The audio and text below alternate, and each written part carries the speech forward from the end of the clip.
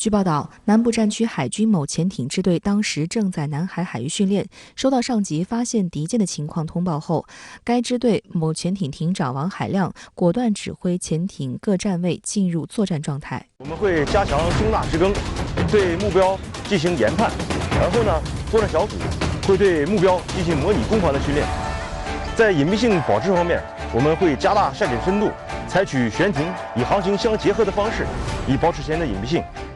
王海亮提到的声纳直更，指的就是潜艇上值班人员通过声纳定期收集目标信息，确保舰艇航行安全。而加强声纳直更，就意味该舰艇没有停止训练，而是随即开启由训转战模式，迅速前往敌方舰艇所在海域，主动与目标舰艇接触，让所有艇员得到了一次拿敌练兵的机会。我们在海上发现强敌进入相应的海域之后，我们会主动迎上去，跟他接触，就是叫拿敌练兵。总之，接触多了，官兵们越来越沉着，越来越自信。王海亮表示，履职艇长岗位3年多来，这种由训转战、拿敌练兵的模式早已成为解放军在南海海域训练的常态。报道称，由训转战指的就是作战部队开展常规训练时，在接到紧急命令或遇突发事件情况下，迅速从训练模式转变为作战模式，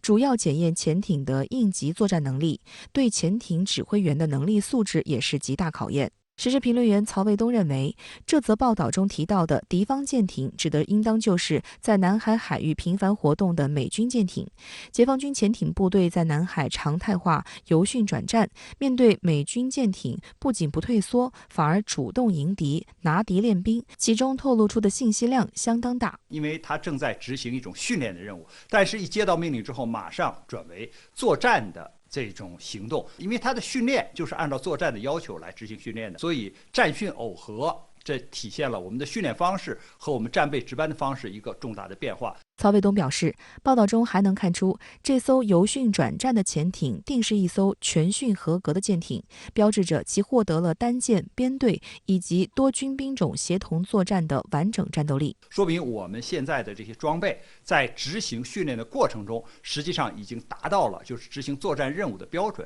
曹卫东告诉深圳卫视记者，由训转战情况已成为常态，也从侧面反映了当前南海复杂的斗争态势。作为美国遏华的重要手段，美军近年来在南海活动的频率明显增加，但投入巨量资源精力以在南海维持高强度军事存在，对美海军而言也构成了不小的负担，常常使其得不偿失。那么美国和日本这样的国家都属于是域外的国家，但是呢，他们想在南海兴风作浪，实际上就是要争得一种横行霸道的自由。由于南海周边的国家对美国的这些企图看得一清二楚，所以没有人跟美国就是搞这种联合的行动。那么美国在这个南海周边呢，目前也没有大的这个基地所以他必须要从日本或者其他的方向呢，来派舰艇和飞机，这样呢对他来说，这个成本是非常高的，并没有取得他预期的效果。